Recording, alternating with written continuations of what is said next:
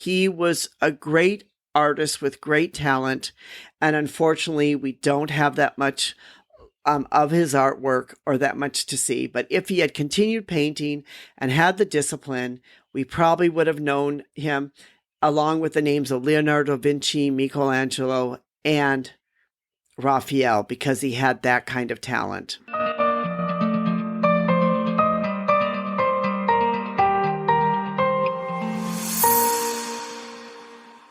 Hi, this is Anita with 5 Minutes with Art.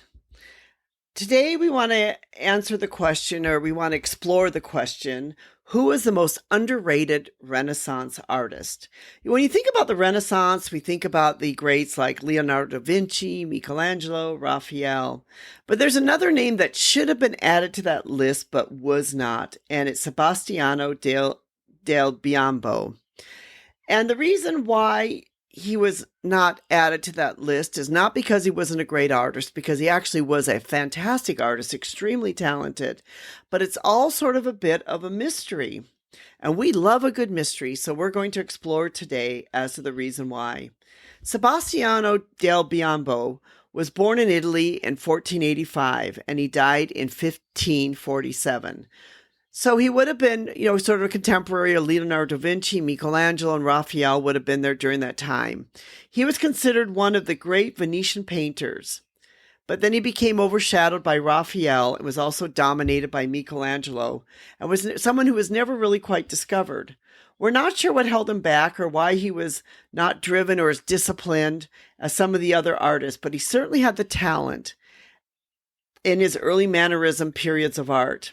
He was one of the only significant artists of the period to combine coloring of other Venetian schools. He was trained in the monumental forms of the Rome school. But one of his problems was that he was never really known as very disciplined or very productive painter. So in other words, it could have just been due to his lack of discipline that his art suffered. His paintings, though, showed pure genius.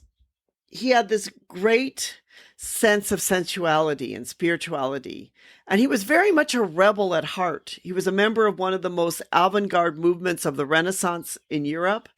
He and his fellow band of these sort of artistic rebels spent their nights partying with prostitutes. So he really was quite the rebel during his time. He had this group leader and friend. He was known to have this other great artistic friend named Giorgione. And we do know that Giorgione died in 1510. And it seems like at this time that Sebastiano lost his good friend and his fellow rebel, and he sort of lost his will to continue to do art.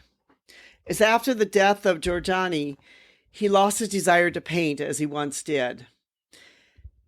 The Pope, for some reason in all of this, offered this rebel, Sebastiano, an excellent job, and he gave him the title of Del Piombo, and that was after his name, which means that the lead seal. And so he actually really became a friar, and he became a bureaucrat. We don't understand how this happened because he was actually a father, and he was already married, but yet he somehow became this a friar.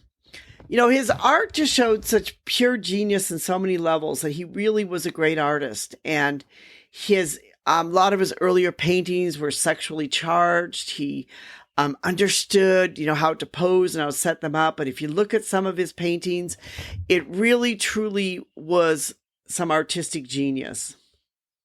What's kind of interesting or sad about all of this is Michelangelo also understood or recognized that Sebastiano had this sort of genius in him. He knew Sebastiano.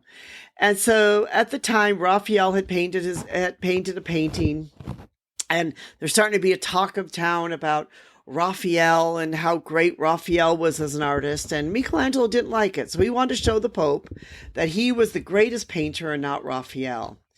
And so he actually somehow talked Sebastiano to work under his direction to create a huge religious painting called The Rising of Lazarus. And Sebastiano was to paint Michelangelo's design and to work under Michelangelo's direction. So he was kind of, at this point was sort of renegated himself to kind of become like a sub-painter, or what we'd consider kind of in if you were a chef, kind of like the shoe chef or the shoe painter of Michelangelo. And for some reason, Sebastiano seemed pleased to be able to paint under Michelangelo.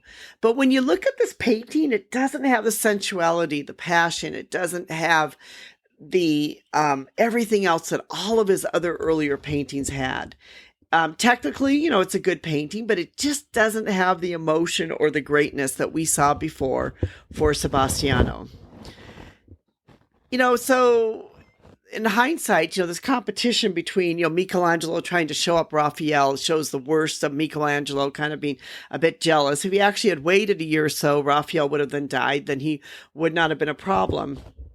But it also shows too that, he was willing to use Sebastiano to try to, show himself as a great artist, and that Sebastiano, for some reason, was willing to be able to allow himself and his artistic talent to be used that way. So when you ask and you want to know what is the most underrated artist of the Renaissance era and an artist that most people don't know about, it certainly would need to be Sebastiano. He was a great artist with great talent, and unfortunately we don't have that much of his artwork or that much to see. But if he had continued painting and had the discipline, we probably would have known him along with the names of Leonardo da Vinci, Michelangelo, and Raphael, because he had that kind of talent. Thank you so much for listening. We truly do appreciate you and being part of us. We hope that you've enjoyed this 5 minutes or this over 5 minutes of art with Anita Louise Art. We truly do appreciate you. We know without you, this would not be possible. If you've enjoyed this, subscribe to us and tell your friends about us. Thank you so much.